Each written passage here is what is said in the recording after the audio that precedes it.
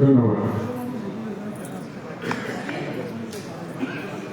আমি আজকে বিশেষ করে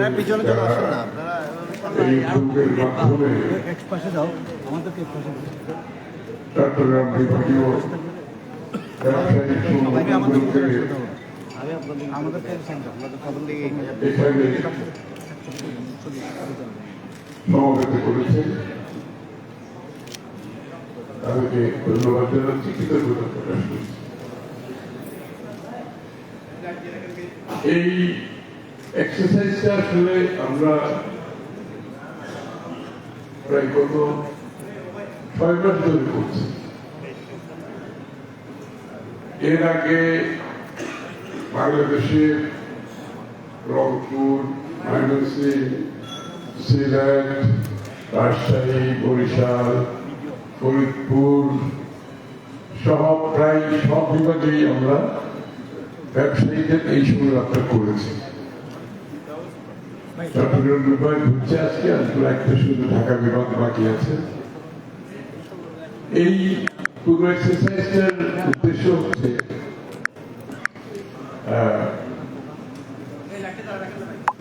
আমাদের রাজনৈতিক কালচারে একটা পরিবর্তন দরকার।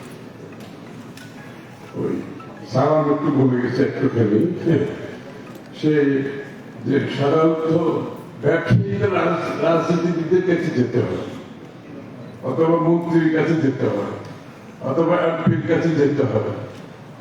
আমরা একটু এই কালচার থেকে বেরিয়ে আসতে চাই।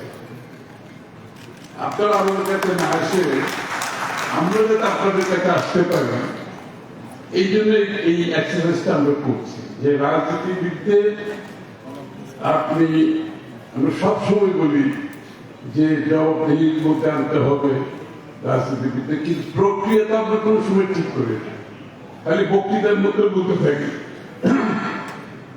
এই এক্সারসাইজের উদ্দেশ্য হচ্ছে আপনারা আমাদের কাছে যাবেন না, আমরা আপনাদের কাছে আসবো এবং আমরা আপনাদের কাছে এসে জবাবদিহি হতে চাই।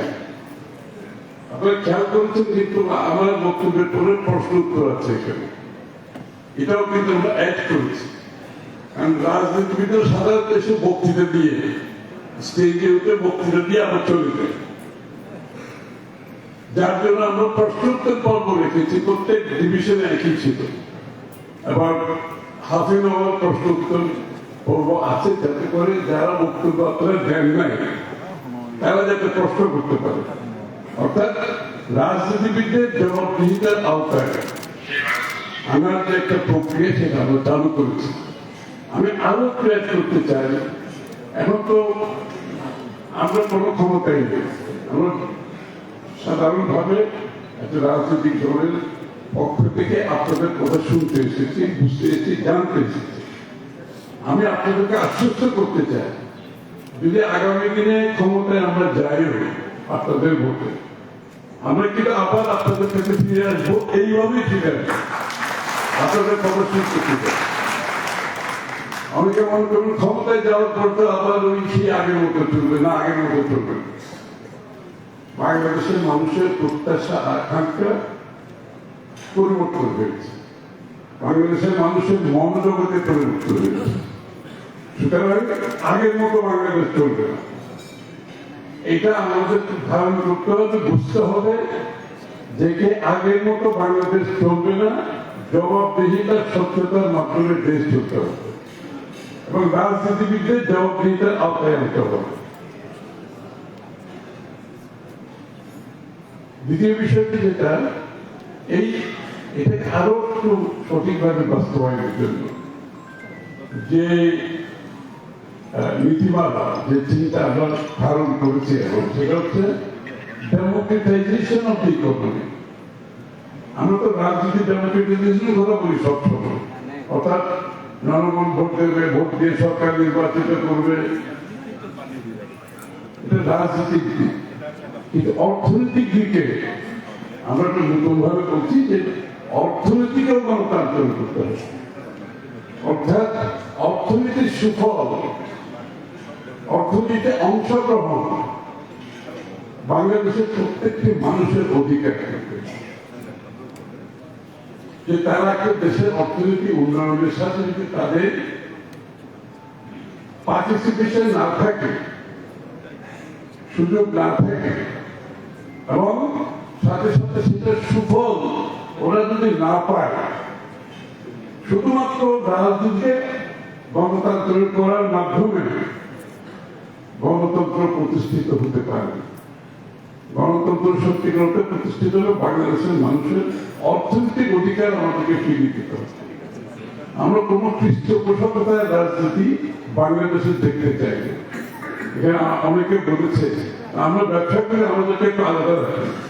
আমরা ব্যবসা করতে চাই, আমাদেরকে ব্যবসার পরিবেশ দেন, আমাদেরকে ব্যবসার নীতিমালা দেন, আমাদেরকে মুক্তভাবে কাজ করার সুযোগ দেন।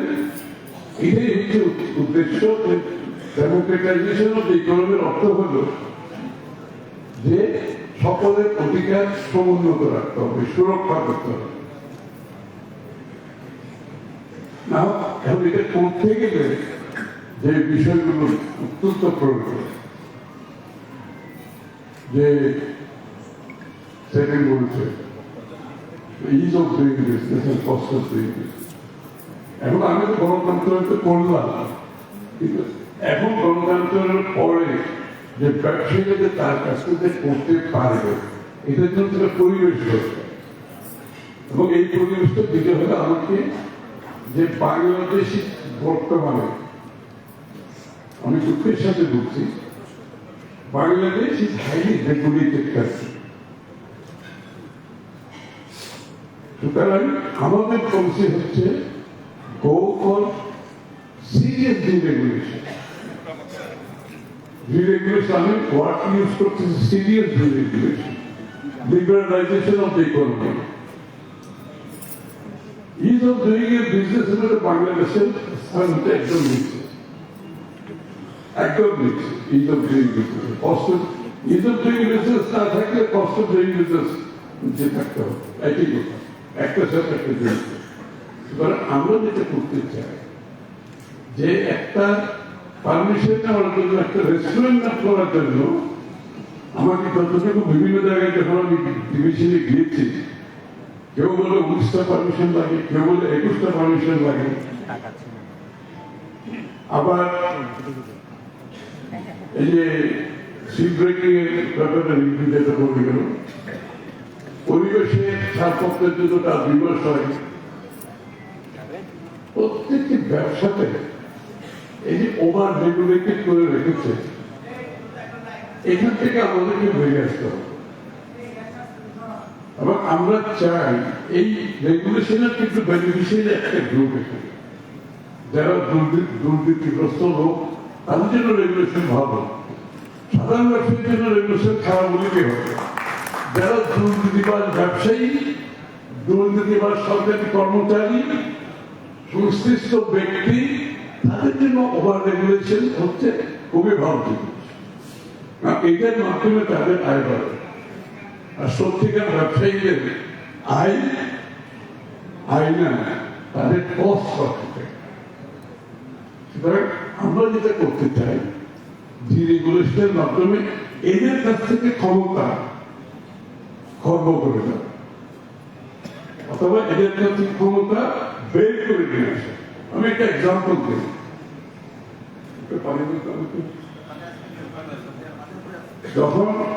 আমি যখন বাণিজ্য মন্ত্রী ছিলাম, এক্সাম্পলটা দিচ্ছি এই জন্য,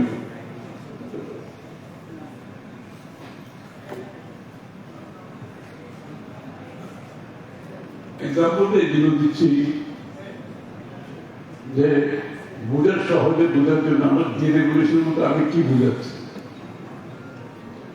আমি যখন বাণিজ্য মন্ত্রী ছিলাম তখন বিজেপি এর নেতৃবৃন্দ আমার কাছে আসছে, ওদের ইউডি সার্টিফিকেট লাগে। ইউডি সার্টিফিকেট আগে ইপিবি থেকে দেওয়া হতো, সবাই জানা করতে। এবং আমার কাছে ওরা এসে বলল, সবাই এই ইউডি সার্টিফিকেট নেওয়ার জন্য আমাকে তো প্রথমে ওখানে টাকা পয়সার ব্যাপার আছে, নিজের কথা হচ্ছে হ্যারাসমেন্টের ব্যাপার আছে। এমন সময় হয়তো আমাদের শিল্পের কিন্তু অনেক সময় দিলে হয়ে যায়। আপনি ইপিবিকে একটু ফিক্স করে, ইপিবিকে একটু শক্তিশালী করে, উনি এই ইপিডির মধ্যে আপনি একটু পরিবর্তন কিভাবে আনবেন এনে আমাদের এখান থেকে একটু সহজ করবেন। আমি ওদেরকে বললাম আমি ইপিডিকে ফিক্স করতে পারবো না, ইপিডিকে ফিক্স করা যাবে না, ওরা অভ্যস্ত এই কাজে। টাকা ছাড়া আপনি সার্টিফিকেট দেবেন, হ্যারাসমেন্ট করবে, ডিলে করবে। আমি যদি একটা কাজ করি, আমি যদি ইপিডি থেকে ইউডি সার্টিফিকেটটা বের করি বিডিএম এর হাতে দেই, আপনারা কি এই কাজটা দায়িত্বটা পালন করতে পারবেন? আপনাদের এই ক্যাপাসিটি বিল্ডিং করতে পারবেন? ওরা খুব কনফিডেন্সের সাথে বলে আপনি আমাদের দিয়ে দেখেন। আমি তখন ইউডি সার্টিফিকেটের আমাদের মনে থাকার কথা ইপিডি থেকে আমি বের করে নিয়েছি এবং আমার বিরুদ্ধে অনেক আন্দোলন হয়েছে ইপিডিতে। এটা তো ওদের তো যে একটা প্যাশন ছেড়ে দেওয়া যায় না, আর একটা ক্ষমতা, এবং দুটাই চলে গেল। আমি বিজেপি এর হাতে দিলাম, আজ পর্যন্ত চলতেছে, তাই না? চলতেছে না? এই যে ডিরেগুলেশনের বিষয়টা হচ্ছে আমরা আগামী দিনে ইনশাআল্লাহ দায়িত্বপ্রাপ্ত হলে প্রত্যেকটি বিষয়ে এই ব্যুরোক্রেসির হাত থেকে যেখানে যেখানে বাধাগ্রস্ত হচ্ছে এগুলো আমরা বের করে নিয়ে আসবো।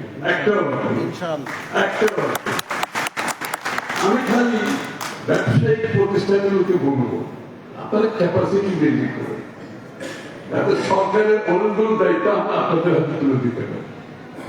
আপনারা ক্যাপাসিটি বিল্ডিং করেন properly, professionally, independently, transparently run করতে পারলে সরকারের অনেকগুলো দায়িত্ব আপনাদের হাতে তুলে দেওয়ার সুযোগ আছে এবং আমরা করবো এটা সিদ্ধান্ত নিয়েছি। Deregulation across the board. দ্বিতীয় হচ্ছে এসএমই কথা বলা হয়েছে, অত্যন্ত গুরুত্বপূর্ণ। SME is a major contributor ইকোনমিতে, খালি ইকোনমিতে না, এমপ্লয়ার, লার্জেস্ট এমপ্লয়ার হচ্ছে এসএমই। আমাকে এসএমই কে আমাদেরকে শক্তিশালী করতে না পারলে জিডিপিতেও বাড়বে না, এমপ্লয়মেন্টও বাড়বে না, ওভারঅল ইকোনমিক যে আমরা যে $1 ট্রিলিয়ন ইকোনমির কথা বিএনপি যেটা প্রমিস করতেছি, from nearly $500 trillion আমরা প্রমিস করতেছি, কিন্তু এসএমই গ্রোথ ছাড়া এটা সম্ভব হবে। এই জন্য আজকে গার্মেন্ট সেক্টর যে সুযোগগুলো পাচ্ছে, bonded warehouse, back to back ইত্যাদি ইত্যাদি যেগুলো পাচ্ছে, আমরা সিদ্ধান্ত নিয়েছি আগামী দিনে প্রত্যেকটা এক্সপোর্ট সেক্টরে যারা এক্সপোর্ট করবে তাদেরকে আমরা বন্ডেড ওয়ারহাউসের ফেসিলিটি দেব, তাদেরকে আমরা ব্যাক টু ব্যাক ফেসিলিটি দেব। On top of that totally deregulated একটা বসায় তাদের যাতে সরকারি বসে ঘোরাঘুরি করার কোন দরকার হবে না। কথাটা বলা তো খুব সহজ, এটা করাটা খুব ডিফিকাল্ট। এটা তো আমাদের আইনের মাধ্যমে দাঁড় করানো আমরা করবো, এগুলো বাদ দিয়ে একটা জিনিস করতে হবে, সেটা হচ্ছে অটোমেশন। আপনি ফিজিক্যাল কন্ট্যাক্ট কমায় আনতে হবে। সরকারি কর্মকর্তার সাথে ব্যবসায়ীদের ফিজিক্যাল কন্ট্যাক্ট মিনিমাম করে করতে হবে। খালি ব্যবসায়ী না, বাংলাদেশের সাধারণ নাগরিকের কন্ট্যাক্ট কমে আনতে হবে। বিদেশে কেউ সার্টিফিকেটের জন্য সরকারি অফিসে যায় না, এখন সব অনলাইন, সব কিছু অনলাইন। যাতে যতটুকু সরকারের ইনভলভমেন্ট থাকবে আপনারা যাতে অনলাইনে এটা স্টাডি করতে পারেন, মোটামুটি ফিজিক্যাল কন্ট্যাক্টে লাগে। একেবারে ইনএভিটেবল যদি কিছু থাকে সেটা হয়তো ফিজিক্যাল কন্ট্যাক্টে যেতে হবে, কিন্তু সেটার একটা অডিট থাকতে হবে, একটা সুপারভাইজারি, একটা মনিটরিং, একটা রেগুলেটরি ওয়াচ ডগ থাকতে হবে, যাতে করে তারা ওইখানে এক্সপ্লোর করতে না পারে। আমি একটা পোর্টের এক্সাম্পল আসি, পোর্টের এফিসিয়েন্সির কথা আমিরুল বলল। পোর্টের এফিসিয়েন্সি ছাড়া কোনো দেশের কস্ট কমানো যাবে না, তাদের টাইমও কমানো যাবে না, এবং বিদেশিদের বাইরের কনফিডেন্স ফিরিয়ে পাওয়া যায় না। সবাই একটা কমপ্লেন পোর্টের বিষয়ে এবং পোর্টের হ্যারাসমেন্টের বিষয়ে। এই কন্টেইনার গুলো আসে এগুলো রিলিজ করতে কেন আপনার সময় লাগে? এবং এর মধ্যে custom is one vital obstruction, অন্যান্য অবস্ট্রাকশনের মধ্যে আমরা সিদ্ধান্ত নিয়েছি আগামী দিনে যেই কন্টেইনার যত মালামাল আসবে এগুলো সব কিছু দুনিয়াতে কোনো দেশে সব কন্টেইনার চেক হয় না। আপনাকে ইন্টেলিজেন্টলি বের করতে হবে যে আমরা যদি মনে করি 2% ইনওয়ার্ড কামিং আমরা কার্গো চেক করব, তাইলে আমরা যেটা করতে পারি সেটা এখন যেখানে বাইরে যেটা ভিয়েতনাম অন্যান্য অ্যালগরিদমের মাধ্যমে আপনার সফটওয়্যারের মাধ্যমে কোন কন্টেইনারগুলো চেক করবে এটা কাস্টম অফিসারের সিদ্ধান্ত নেবে। অ্যালগরিদমের মাধ্যমে your software, your program will tell you কোন কন্টেইনার চেক করা দরকার। আমাকে সে 1000 কন্টেইনারের মধ্যে কোন 2% করবে, অ্যালগরিদম will tell you। তারপরে কাস্টম অফিসাররা সিলেক্টিভলি তাদের যে দুর্নীতিগুলো করে এবং এক্সটর্শন যেগুলো করে এগুলো তো থাকবে, আর ওদের সিলেকশনের মধ্যে ওদের কোনো হাত থাকবে না। Algorithm the program will detect কোন 2% করবে, তাহলে কিন্তু আপনার কোর্টের এই যে রিলিজটা অনেক কমে যাবে। এবং যে 2% করবে এটারও কিন্তু অডিট হতে হবে, ফ্রম ট্রেডিং টু ব্রেক বলে এটাকে, শুরু থেকে শেষ পর্যন্ত এন্ড টু এন্ড অডিট হতে হবে। এটা কতক্ষণ সময় নিয়েছে এবং এটা অন্য কোনো মানে টোটালি একটা ট্রান্সপারেন্ট সিস্টেমের মাধ্যমে এটা আনতে হবে। তো সুতরাং ডিরেগুলেশনে বলতে আমি যেটা বোঝাচ্ছি, আমাদের অনেকগুলো বিষয়ে একেবারে টাইম কমে আনতে হবে, কস্ট কমে আনতে হবে, আমাদের তো কম্পিটিটিভ হতে হবে। এছাড়া আমাদের যে আমরা আগে পারমিশন, এতগুলো পারমিশন যদি নিতেও হয় এটা নন স্টপ সার্ভিসের মাধ্যমে নিতে হবে এবং এতগুলো পারমিশন দরকার হয় না, আসলে অনেকগুলো পারমিশন এখানে প্রয়োজন নেই। আমরা অনেকগুলো হতে পারবো, এবং শিপব্রেকিং এর মধ্যে যে কথাগুলো বলেছে এটা তো আমি কিন্তু জানি হংকং কনভেনশনের মাধ্যমে একটা আছে, তাই না? এটা তো করা আছে, এটা তো কমপ্লায়েন্সের দরকার, তাই না? Compliance is always easy. Compliance again এটাও তো অনলাইনে কমপ্লায়েন্স, এটা সাবমিট করবে, অনলাইনে চেক করবে কমপ্লায়েন্স আছে কি না। আর যদি ফিজিক্যালি ওরা যদি মনে করে এগেইন সাম পার্সেন্টেজ করতে পারে, বাট এটা নট নেসেসারিলি সব কিছু করবে। এখন আমি যদি মনে করি চুরির জন্য আইন করতে হবে, আইন দিয়ে চুরি বন্ধ করবো না চুরির জন্য আইন করবো?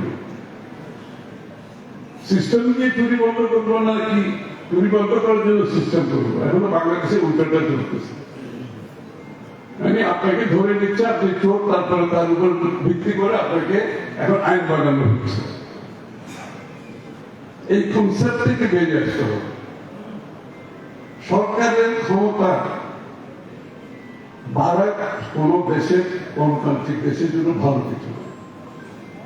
জনগণের ক্ষমতায়ন বাড়ানো, সরকারের ক্ষমতা কমানো হচ্ছে গণতন্ত্রের কনসেপ্ট।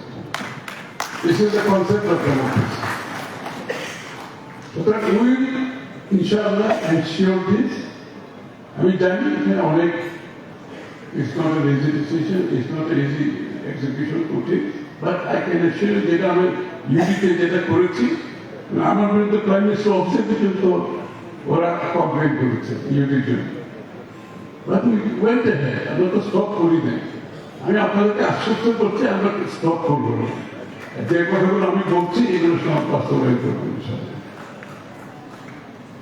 আরেকটা আমাদের দেশের অর্থনীতিটা, মডেল যেটা ডেভেলপ করেছে, এই মডেলে কিন্তু বাংলাদেশের সব মানুষের জন্য লেভেল প্লেইং ফিল্ড নেই। বাংলাদেশের সব মানুষের পার্টিসিপেশনের সুযোগ নেই। আইদার পৃষ্ঠপোষকতার মাধ্যমে আপনাকে ব্যবসা করতে হবে, অথবা অর্গানাইজ গ্রুপ হতে হবে। যারা অর্গানাইজ গ্রুপের বাইরে এদের জন্য ব্যবসা বাণিজ্য করা খুব কঠিন বাংলাদেশে, অল প্যাট্রোনাইজ গ্রুপ। আমাদের সাধারণ মানুষের ব্যবসা করার জন্য যে ইকোনমিক মডেল আমরা চিন্তা করতেছি, ওখানে অনেক মহিলা আমি দেখতে পাচ্ছি যে বাংলাদেশে অর্ধেক করতে মহিলা আমাদের, এদেরকে ব্যবসাতে ইনভলভ করার জন্য আমরা যে কতগুলো জিনিস চিন্তা করছি। আমাদের দেশে গ্রামে গঞ্জে কুটির শিল্প আছে, কামার কুমার আছে, আমাদের তাঁতি আছে, আমাদের আর্টিজান যারা আছে, এরা যুগের পর জেনারেশন কাজ করে যাচ্ছে। এদের জীবনের কিন্তু কোনো উন্নতি হচ্ছে না, কিন্তু এরাও পাচ্ছে, এরা ওই যেটা করতেছে করেই যাচ্ছে। আমরা সিদ্ধান্ত নিয়েছি যে এদেরকে যদি আমাকে ব্যবসায় ইন্টিগ্রেট করতে হয়, বিরাট সমস্ত বাংলাদেশে আমি ভিজিট করেছি, শীতল পাখি বানাই বরিশালে ওখানে আমরা গিয়েছি, কাকেদের ওখানে গিয়েছি, কামার কুমার যারা পটারি করে ওখানে আমরা গিয়েছি। তাদেরকে যদি আমরা কিছু সাপোর্ট দিই, একটা হচ্ছে তাদেরকে ইনপুট দিতে লাগে, তাদের ইনপুট গুলি যদি আমরা র মেটেরিয়াল সাপোর্ট দিতে পারি, তাদেরকে ঋণ কম সুদে ঋণ দিতে পারি, তাদেরকে যদি আমরা ডিজাইনিং সাপোর্ট দিতে পারি। আমি একটু দেখি একটা শীতল পাখি নর্মালি ওরা যেটা ট্রেডিশনাল বাজার পেতাম 500-700 টাকা, আমি যদি ডিজাইনের সাপোর্ট দেয়, এটা দাম হলো 2000 টাকা। আর সেটা এখানে বিক্রি করবে না, সে বিক্রি করবে অনলাইন অ্যামাজন, আলিবাবা, ইবেতে বিক্রি করবে। সারা দুনিয়াতে হচ্ছে। থাইল্যান্ডে আমরা দেখেছি 1 ভিলেজ 1 প্রোডাক্ট, 1 ভিলেজ 1 প্রোডাক্ট। বাড়িতে বসে কোথাও যাচ্ছে, সবাই বাড়িতে বসে যাচ্ছে। কিন্তু গভর্নমেন্ট সাপোর্ট যেটা দিয়েছে, ওদেরকে ইনপুট দিয়েছে, ঋণ সুবিধা দিয়েছে, ডিজাইনিং সাপোর্ট দিয়েছে, ব্র্যান্ডিং সাপোর্ট দিয়েছে, অনলাইন বিক্রি করার সাপোর্ট দিয়েছে। কমন একটা জায়গা আছে যেখানে ওরা আলিবাবা এগুলো অর্ডারগুলো নিয়ে আর বিক্রি করতে থাকে, আর ওদের জিনিসগুলো প্রোডাক্টগুলো প্রমোট করতে থাকে। চিন্তা করে বাংলাদেশের আমাদের গ্রামে গঞ্জে পুরুষ বিশেষ মহিলারা কি ধরনের প্রোডাক্ট, এদের প্রোডাক্টটা আমরা কোনোদিন মনিটাইজ করতে পারবো। ওই 500 টাকার শীতল পানি 600 টাকা 700 টাকা বিক্রি করতেছে, তাঁতিরা ওইভাবেই চলতেছে, পটাররা ওইভাবেই চলতেছে, আর্টিজানরা ওইভাবেই চলতেছে। এদের জীবন মান কিন্তু নতুন। সিম্পলি এই সাপোর্ট গুলো আমরা যদি দেখি, এই লোকগুলার আর কমপক্ষে ট্যাক্স আমরা হিসাব করছি 5 থেকে 6 নম্বর কমপক্ষে, কারণ তারা ইন্টিগ্রেটেড হচ্ছে ডোমেস্টিক মার্কেট, ইন্টারন্যাশনাল মার্কেটের সঙ্গে ইন্টিগ্রেটেড হয়ে, এবং গ্লোবালি যাবে।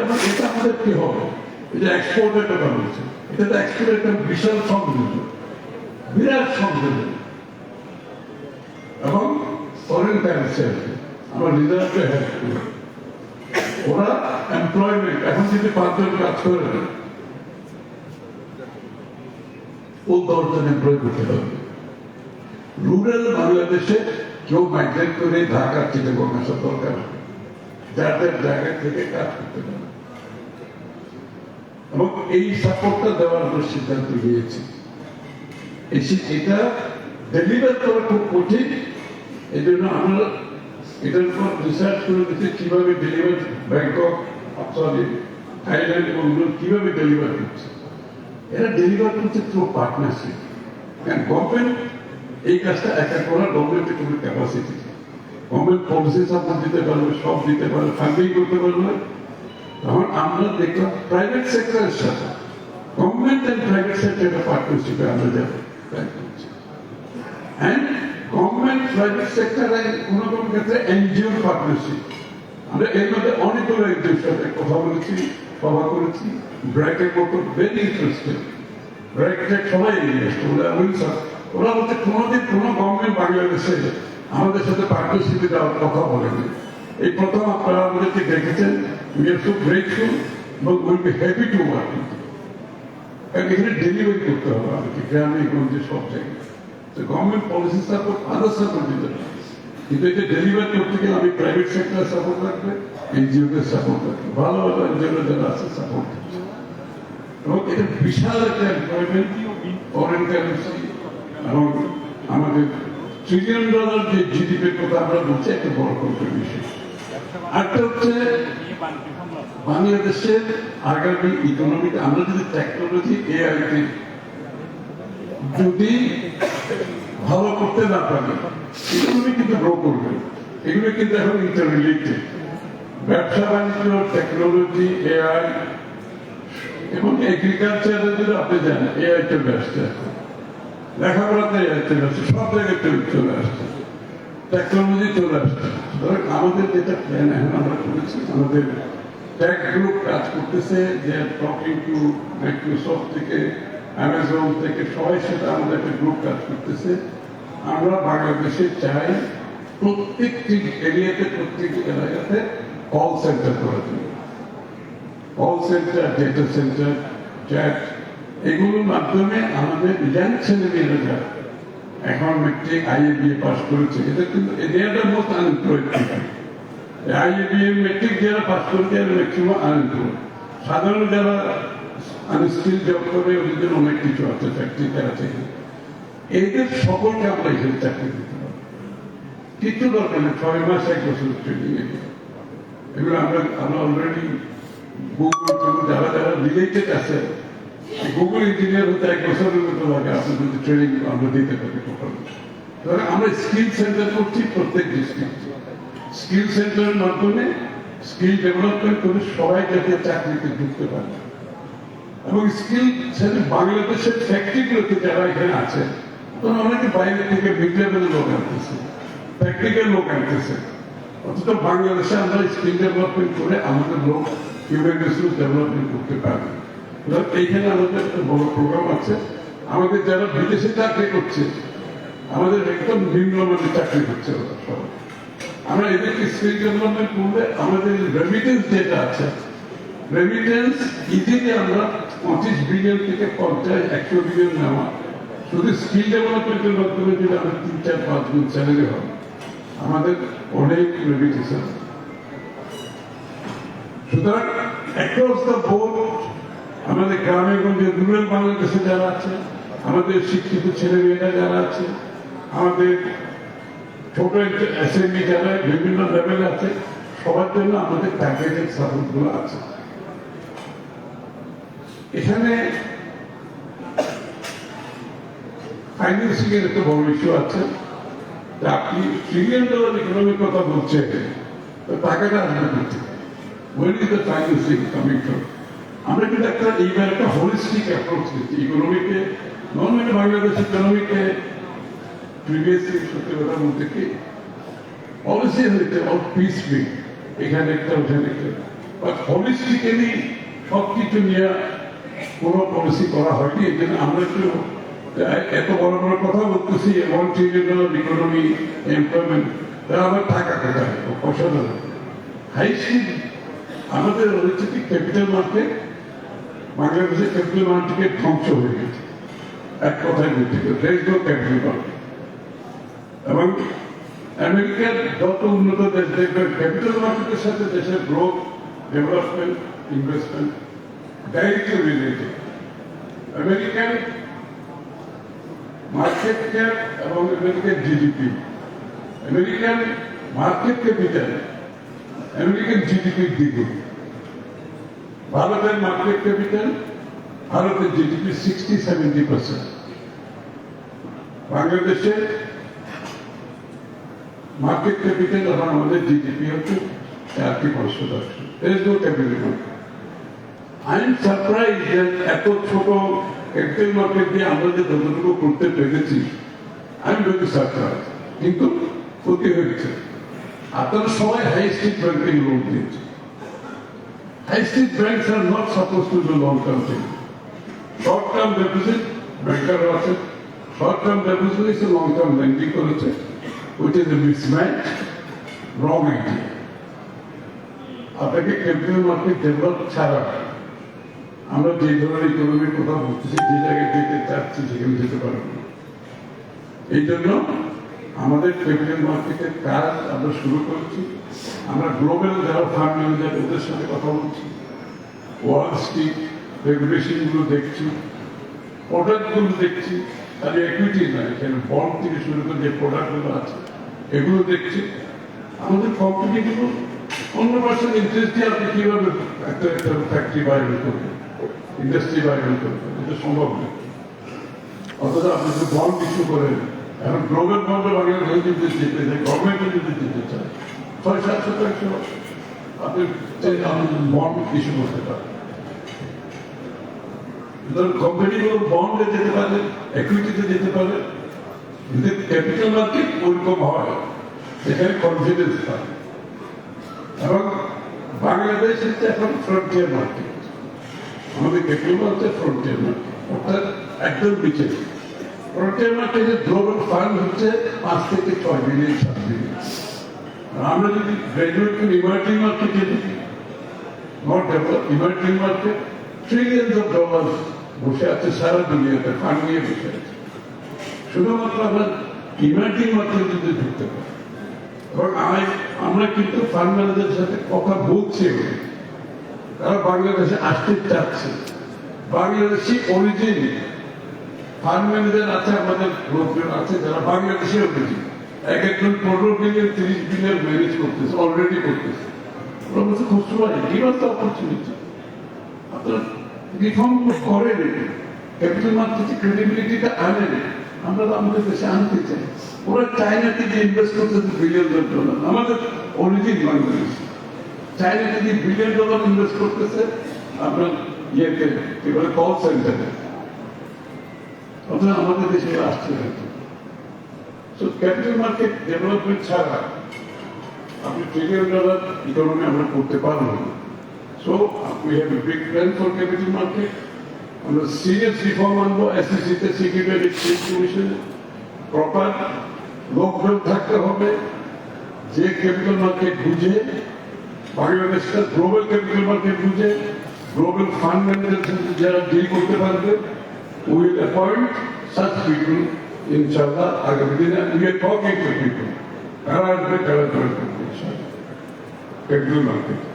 এবং এই SCC, Bangladesh bank, register of joint companies, তারপরে আপনার ইয়ে টেলিকম রেগুলেটর, কি বলে বিটিসিএল, তারপরে বিডা, এই 5-6টা ইনস্টিটিউশন যেগুলো আছে এগুলোকে আমাদের রিং ফেন্সিং করতে হবে। এগুলোকে গভর্নমেন্টের সাধারণভাবে চালাইলে কিছু করতে পারবে। এখানে আমাদের স্পেশালাইজ লোকজন হাই পে দিয়ে আসতে হবে, যার pay package has to be different. ইংরেজিতে একটা কথা আছে, if you give the peanuts you get the money. বাংলাদেশের অবস্থা হচ্ছে আপনি 1 লাখ টাকা বেতন দিয়ে তার এসএসসি চালানোর লোক পাবেন না। এসএসসি চালাতে হলে তাকে তার পে দিতে হবে। বাংলাদেশ ব্যাংকের গভর্নর আপনাকে ওভাবে দিতে হবে। আপনার বিটিসিএল এর তো বিটিসিএল ইম্পর্টেন্ট, এই 5-6টা এগুলো আমরা চিন্তা করি। এই 5-6টা অর্গানাইজেশনকে আমরা রিং ফেন্সিং করে we look at them very differently, employment different হবে, পে প্যাকেজ ডিফারেন্ট হবে, হু নোজ দ্য জব, এবং উইল ওয়ার্ক ইন্ডিপেন্ডেন্টলি। পলিটিসাইজেশন করা যাবে, এই সমস্ত অর্গানাইজেশন পলিটিসাইজেশন করা যাবে। Bangladesh bank, security and exchange, BNP করে নেই। আমি একটু গর্বের সাথে এই কথাটা বলতে চাই, বিএনপি গভর্নমেন্ট দেখবেন আমরা কিন্তু সেন্ট্রাল ব্যাংকে কোনোদিন পলিটিক্যালে পরিণত করি, আমরা কিন্তু এসএসসিতে কিন্তু করি না। যে জন্য বিএনপির সময় কোন সময় স্টক মার্কেট কলাপস করে স্ক্যান্ডাল হয়। বাংলাদেশ ব্যাংককে যেহেতু আমরা করি নাই, ব্যাংকিং সেক্টর কোনোদিন আমাদের সঙ্গে সাফার করে। আগামী দিনে এই 5-6টা সেক্টর আমরা আরো একটু অন্য, আরো একটু ইম্প্রুভ ভার্সনে দিয়ে ক্যাপিটাল মার্কেট আমরা ডেভেলপ করতে চাই। বেশি বক্তব্য দিতে লাভ নেই। আমি কোয়েশ্চেন, আপনাদের প্রশ্ন থাকলে আমার জন্য ভালো হবে।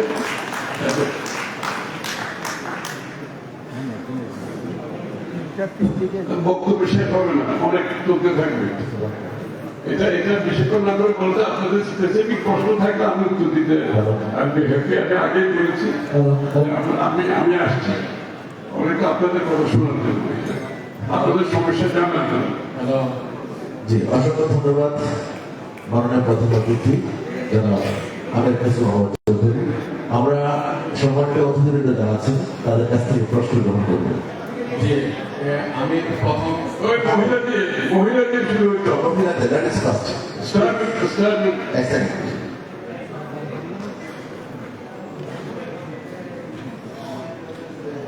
থ্যাংক ইউ স্যার আমাকে সুযোগ দেওয়ার জন্য। আমি Chittagong women's chairman and commerce industries থেকে এসেছি, আমি একজন পরিচালক।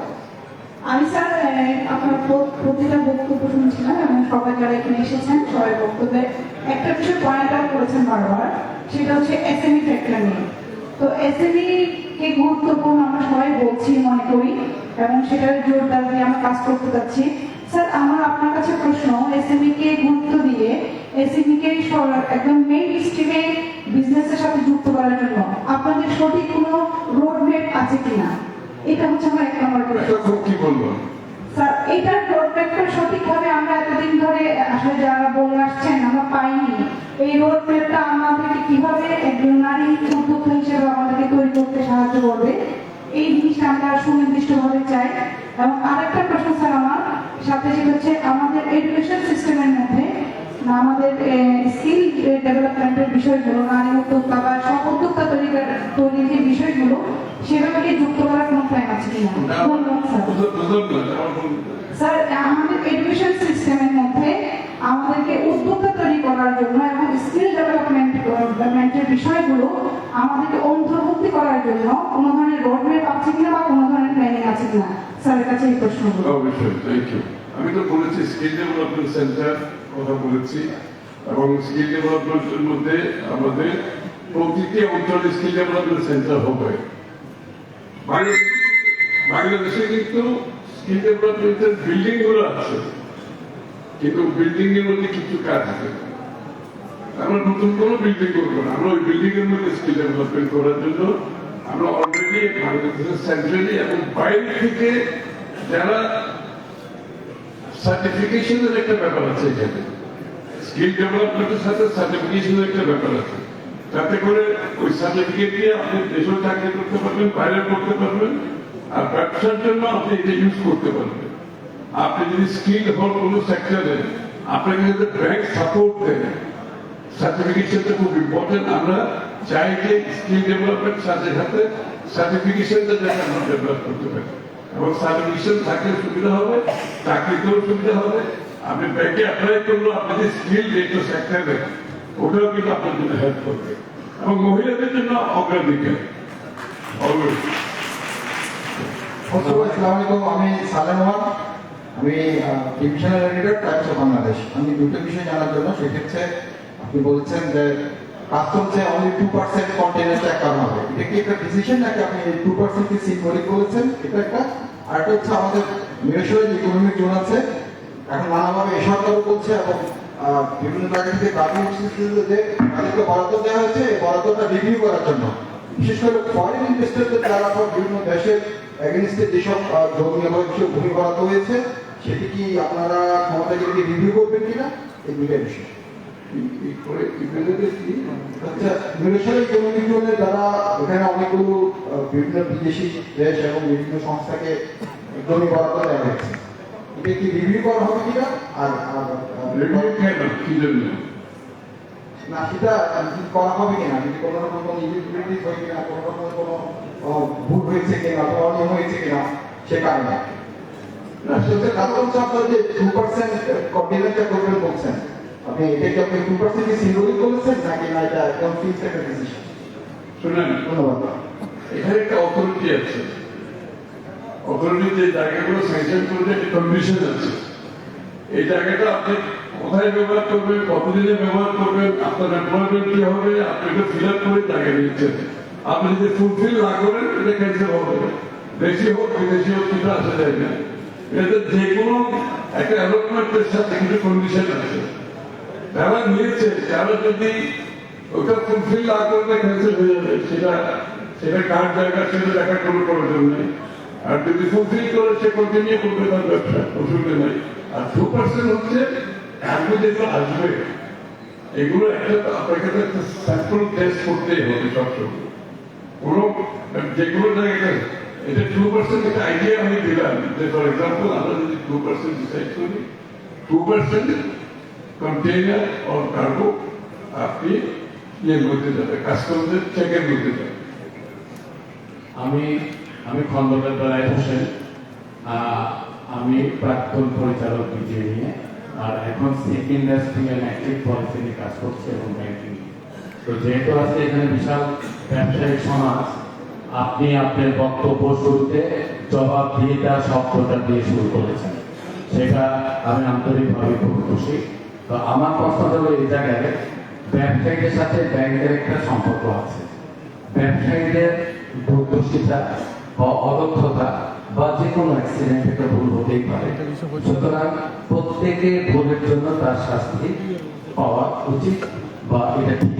যদি ব্যাংকের দুর্দশিতা, ব্যাংকের কোনো দীর্ঘসূচিতা বা ব্যাংক আপনাকে ব্যবসা করতে দিল না 3 বছর 4 বছর, কিন্তু ইন্টারেস্টটা ক্যালকুলেশন করতেই থাকলো, তাইলে একজন ক্লায়েন্ট ব্যাংকের কাছে, শিডিউল ব্যাংকের কাছে জবাবদিহিতা আছে, তাইলে একজন ব্যাংক কিন্তু আবার বাংলাদেশ ব্যাংকের কাছে জবাবদিহিতা আছে।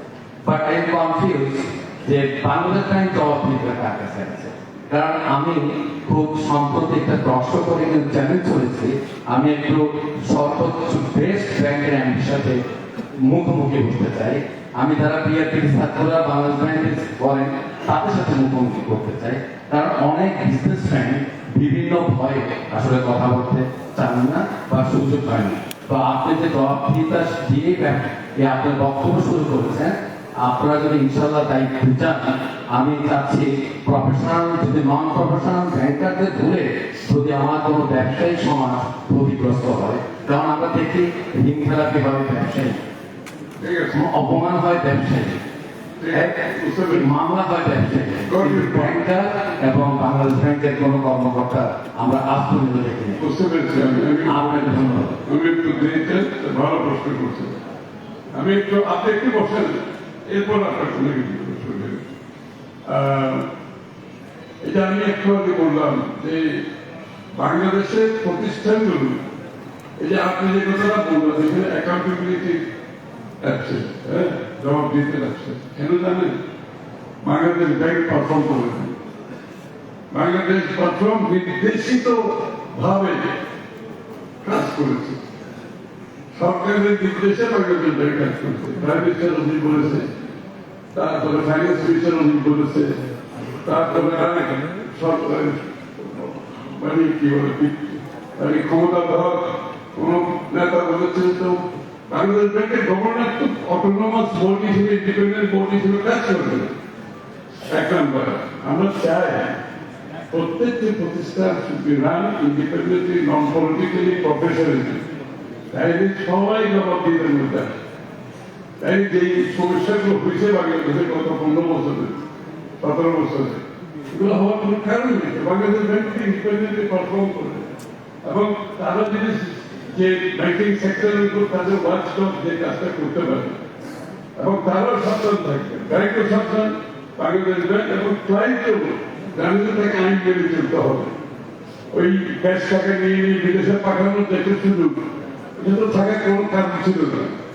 এটা কোনো একটা কারণে, কারণ ইনস্টিটিউশন গুলো তো কারোর কাছে দায়বদ্ধ নাই, সেন্ট্রাল ব্যাংকের কাছে দায়বদ্ধ রয়েছে। সেন্ট্রাল ব্যাংক বলতে ওদেরকে বছর আগে দিয়ে দেন আপনি। তো সুতরাং এইখানে দায়বদ্ধতা, ইনস্টিটিউশনাল ক্যাপাসিটি থাকতে হবে, প্রফেশনালিজম থাকতে হবে, ইন্ডিপেন্ডেন্টলি করতে হবে, ট্রান্সপারেন্ট হতে হবে, স্বচ্ছতা থাকতে হবে। স্বচ্ছতার অভাবে আজকে যেখানে আমরা করেছি যে অর্থের মধ্যে স্বচ্ছতার অভাব, প্রত্যেকটি প্রতিষ্ঠানকে চলতে দিতে হবে ইন্ডিপেন্ডেন্টলি। সব জায়গায় পলিটিক্স করলে হবে না। পলিটিক্যাল ডিসিশন নিয়ে তো সেন্ট্রাল ব্যাংক করবে না, সেন্ট্রাল ব্যাংকের ডিসিশন সেন্ট্রাল ব্যাংক করবে, এসিসি এসিসি মতো চলবে। এসিসি তো এই যে শেয়ার বাজার উপর কিভাবে হয়েছে, একই কারণে কোনো জবাব দিয়ে দেন নাই এখানে। কারণ বড় বড় কোম্পানি ডিসাইড করছে, তারা মার্কেট থেকে টাকা নিয়ে তারা নিয়ে গেছে, এই জন্য কোনো কনফিডেন্স ডেভেলপ করে নাই। এটা আমি বলছি, বাংলাদেশের শেয়ার বাজার কেন ধ্বংস হয়েছে, কোনো কথা ছিল না। তো বাংলাদেশের শেয়ার বাজারটা আজকে কমপক্ষে হলেও আমাদের জিডিপি সমাবহ করেছে। এখন কেন 5% 7% হচ্ছে, তাই না? আজকে ব্যাংকিং সেক্টর টাকা নেই, সব উইন্ডো ড্রেসিং চলতেছে, টাকা নেই। তবে এগুলো কেন হয়েছে রেজিস্ট্রেশন করতে দেয় না চলছে বাংলাদেশ ব্যাংক ইনস্টিটিউশন হিসাবে, না চলছে ব্যাংকগুলো, না চলছে এসইসি, না চলছে বিটিআরসি, না চলছে জয়েন্ট স্টক কোম্পানি, কোনটাই কি চলছে? এগুলো তো আপনি কি ডিপেন্ডেন্টলি প্রফেশনালি চালিয়ে দিতে হবে, এইটা কোনো সমস্যা নেই। কোনো সরকার তো দেশ চলে না, প্রতিষ্ঠানগুলো দেশ চলে। আপনি প্রতিষ্ঠানগুলোকে ব্যবহার করতে হবে কাজ করার জন্য স্বচ্ছতার মাধ্যমে। আসসালামু আলাইকুম। আমি মোহাম্মদ মোস্তফা কামাল উদ্দিন, সভাপতি রাঙামাটি আবাসিক হোটেল মালিক সমিতি। আমার প্রশ্ন হচ্ছে, অ্যাডভোকেট মাহমুদ ভাই বলেছেন পরিবহন রাস্তার কথা, কারণ পর্যটন সমৃদ্ধি করতে গেলে আমাদের পরিবহন এবং যোগাযোগ ব্যবস্থাটা ভালো লাগবে। তো সেক্ষেত্রে পরিবহন রাস্তাটা হবে কিনা, আরেকটি হচ্ছে যে যোগাযোগ ব্যবস্থার ক্ষেত্রে তো সেটা এবং পরিবহন খুব নাজুক রাঙ্গামাটি, যে পরিবহন সেক্টর যে কোনো রাজনৈতিক সরকার আসলে কোনো না কোনোভাবে সেটা হয়ে যায়, মানে যাতে রাজনৈতিক একটা প্রভাব বিস্তার করে সেটাতে। তো রাঙ্গামাটি পরিবহন ব্যবস্থাটা খুব নাজুক, পরিবহন সেক্টরটা যাতে উন্নত মানের গাড়ির ব্যবস্থা করা হয় সেটা ব্যবস্থা করা মহান সৃষ্টিকর্তা যদি আপনাদেরকে ক্ষমতায় আনেন তাহলে সেই ব্যবস্থাটা করা হবে কিনা। এবং রাঙ্গামাটি পর্যটন ব্যবসার সাথে সম্পৃক্ত সকল ব্যবসায়ী যাই রাঙ্গামাটি পর্যটন ক্ষেত্রে সম্মিলিত হোক, সেক্ষেত্রে রাঙ্গামাটি কি পর্যটন ক্ষেত্রে পরিপূর্ণ পর্যটন নগরীতে রূপান্তর হবে কিনা। আসসালামু আলাইকুম। শুনেন, সরকার পরিবহন করে না, পরিবহন বিনিয়োগ করতে হবে ব্যবসায়ীদের। সরকার যেটা করা দরকার, পরিবহন সেক্টরে যে বিশৃঙ্খলা আছে এই বিশৃঙ্খলা ক্ষমা করা হবে, 1 নম্বর। 2 নম্বর, পরিবহন সেক্টরে যাতে মানুষ বিনিয়োগ করতে পারে তার জন্য একটা ফ্রেন্ডলি ইকোনমিক একটা পলিসি করা দরকার। মানুষ যাতে পরিবহন সেক্টরে সারা দুনিয়াতে বিনিয়োগ করছে না, পরিবহন বলতে বিশেষত রেলও তো প্রাইভেট সেক্টরে যাবে, ট্রেনও প্রাইভেট সেক্টরে যাবে, বাসও প্রাইভেট সেক্টরে যাবে। অর্থাৎ সরকার যেটা করা দরকার সেটাতে বিশৃঙ্খলা যেটা আইন ভঙ্গ করবে তাদেরকে ডিসিপ্লিনে আনতে হবে, রাস্তাঘাটে যেখানেই হোক। দ্বিতীয়ত, নীতিমালার মধ্যে এমন ভাবে থাকতে হবে যাতে মানুষ বিনিয়োগ করতে আগ্রহী হয়। যে কোনো জায়গায় বিনিয়োগ করতে আগ্রহী হওয়ার জন্য আপনাকে পলিসি দিতে হবে, যাতে মানুষ বিনিয়োগ করেছে মানুষের লাভ করতে পারবে, তার কোনো ক্ষতি হবে না, তার উপর কেউ চেপে উঠবে না। এই জিনিসগুলো ঠিক করতে হবে, কিন্তু পলিসি দিতে হবে যাতে মানুষ বিনিয়োগ করতে, বিনিয়োগ ফ্রেন্ডলি একটা পলিসি করতে হবে।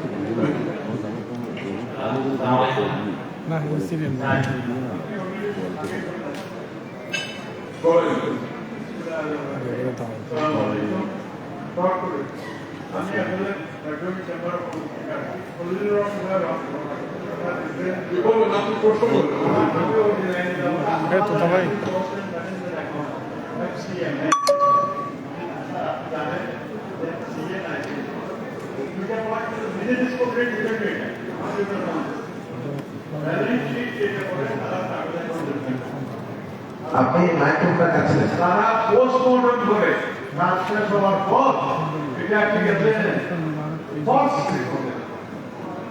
আমরা কনস্ট্যান্ট ম্যানেজমেন্টটা আমরা ফ্রি অপারেটিভ রোগী আলো এটা আগে ক্লিয়ার করে না বর্তমান দিনে বলছিস এই পরিস্থিতিতে ওরা দেবে একটা আমরা এই জন্য আমরা অলরেডি 2001 সালে আইন হয়েছে আওয়ামী লীগের আমলে কষ্ট আমরা মিস্টার অ্যাক্টর আপনি প্রশ্নটা করেন,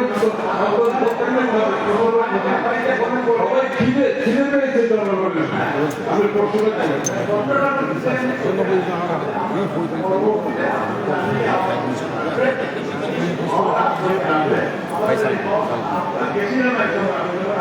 ভাই আমি প্রশ্নের সাথে জি ভাই আমার ফ্যামিলি যাবো আমি তো বলছি যাবে যাবে Assalamualaikum. Assalamualaikum. Saya orang tua saya traffic আমার কমার্সের ডিরেক্টর পদে আছি। আর আমি চালের ব্যবসা করি, পাইকারি ব্যবসা করি চালের। প্রতি বছর এই চালের মানে আমাদের ইন্ডাস্ট্রি যারা যাদের সাথে আমরা চালের ব্যবসা করি, যাদের সাথে আমরা পার্টনার করি, ওরা